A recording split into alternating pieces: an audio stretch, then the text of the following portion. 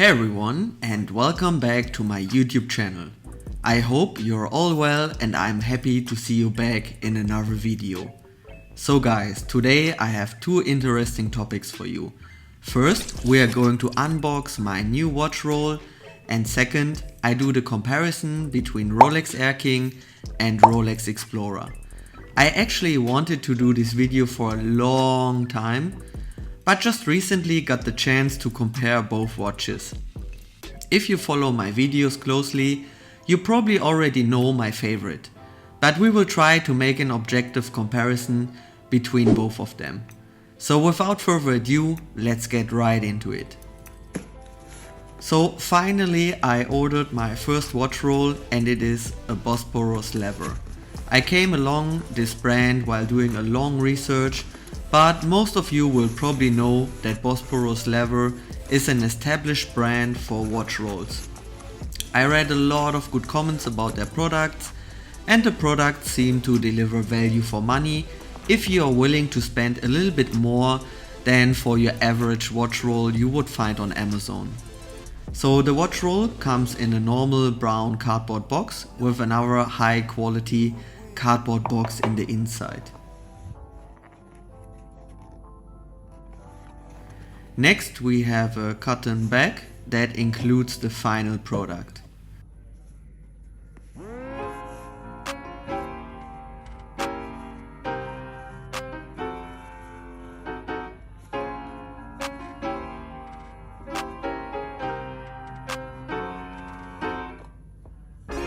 And the watch roll itself. I decided to get the 3-piece Gelata Togo watch roll in khaki green.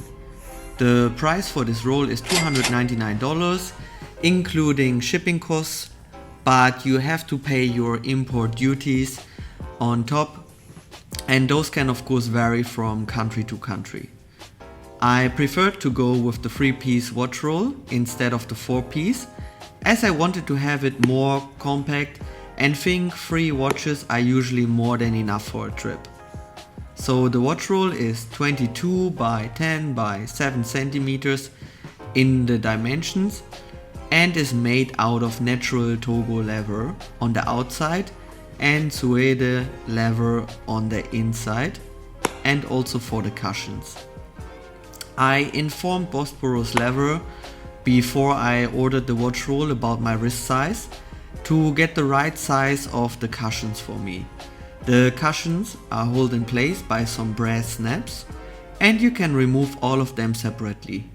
The cushions, while fitted to my wrist size, have a lot of flex to it and are very soft.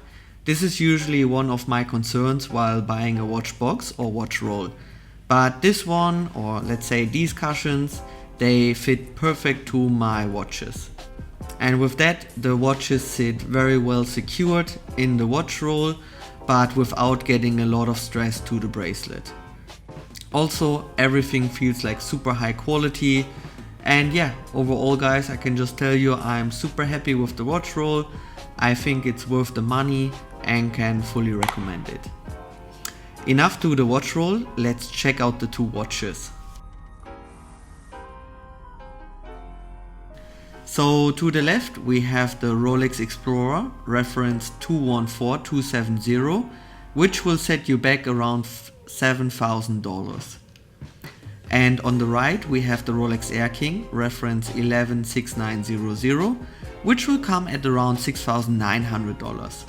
So a difference of just $100 between the two most affordable entry-level sports watches of Rolex. And yeah, in my Rolex AirKing review, some of you mentioned the Rolex Oyster Perpetual, but I don't know, I think in the Rolex portfolio that is more positioned to the dress watches or the classy watches maybe. And for me, the sports watches, they start with the AirKing. Both watches come equipped with a 48 hours power reserve, second stop and free hands, no other complications. The Explorer has the 3132 movement with a good shock resistance, and the AirKing on the other hand has the 3131 movement, which is protected by a magnetic shield for a higher magnetic resistance. Both watches also feature the oyster bracelet, are entirely made out of stainless steel, have a stainless steel case back, 100 meter of water resistance and a flat bezel. So at the first glance, two very similar entry-level steel sports watches, and probably that's why I received so many comments which would be the better watch to start your Rolex journey with. The AirKing has a weight of 148 grams with 2 links removed, and the Explorer comes with the same amount of links at 128 grams, so 20 grams less in weight. Holding the AirKing in your hands, it feels a lot bigger.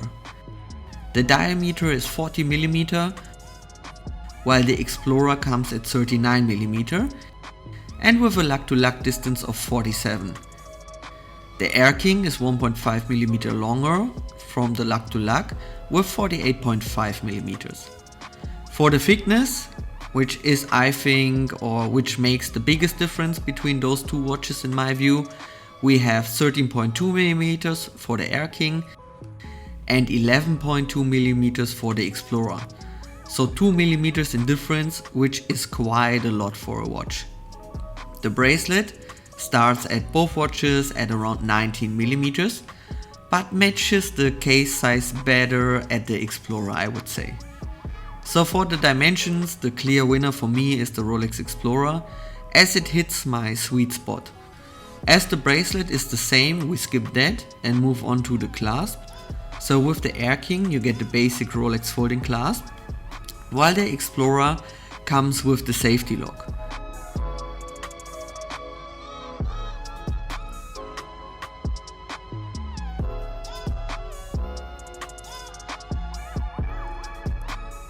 Also, the Rolex logo on the AirKing is stamped into the clasp, while the Explorer has an applied Rolex crown to it. So again, of course, I give this to the Explorer.